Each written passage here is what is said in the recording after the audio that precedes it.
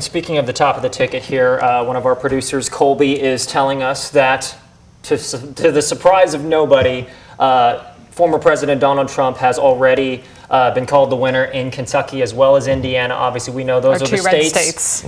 We knew they would be some of the earliest to be called. Well, they're the earliest to close. Right. The polls closed at 6 in both states. So not a shocker there, but already we're seeing some of those presidential results come in. Again, Indiana and Kentucky, already it's being called former President Trump is the winner in those two states. It will be interesting to see the breakdown when we start diving into those numbers as we move on through the evening on whether or not any of the counties that have historically voted Republican have shifted to Democrat. And I say that just because of the Andy Beshear factor. Obviously, Kentucky has a propensity to have a Democratic governor, which means they can carry a national race on some level. Of course, the governor is voted for in an off presidential year.